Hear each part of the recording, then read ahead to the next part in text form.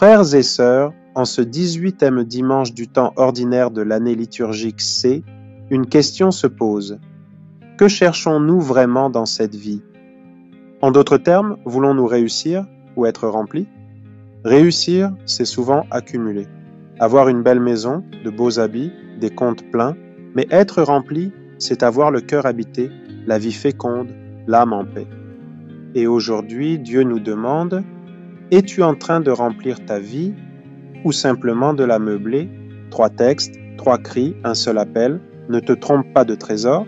D'abord, Coëlette, ce vieux sage qui a tout vu, tout eu, et qui nous dit « Tout est vanité ».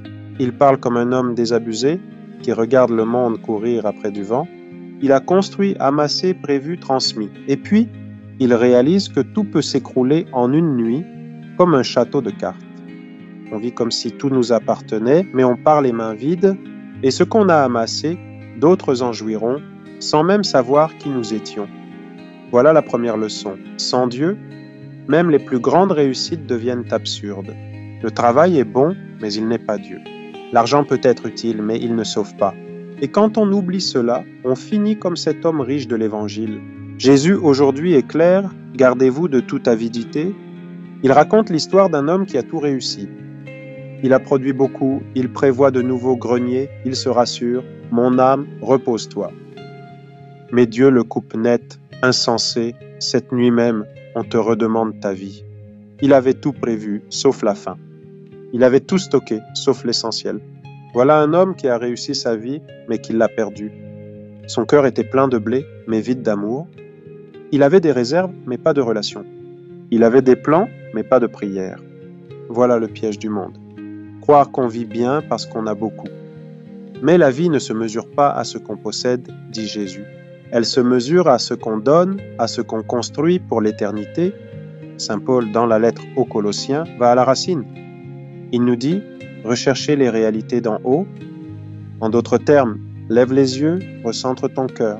Car le vrai danger, ce n'est pas d'avoir des choses, c'est de laisser ces choses nous posséder. Paul dit, faites mourir en vous la cupidité qui est une idolâtrie. Voilà le mot, idolâtrie.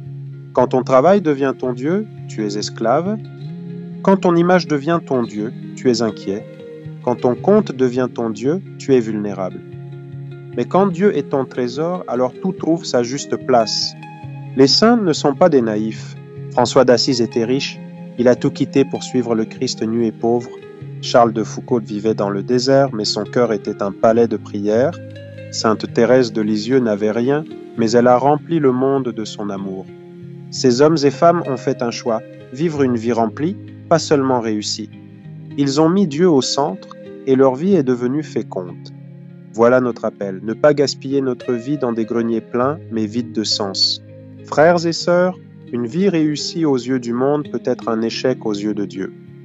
Mais une vie cachée, offerte, priante, fidèle, peut être un triomphe éternel. Alors aujourd'hui, faisons le bon choix. Vivons pour ce qui demeure, et notre vie sera remplie de Dieu.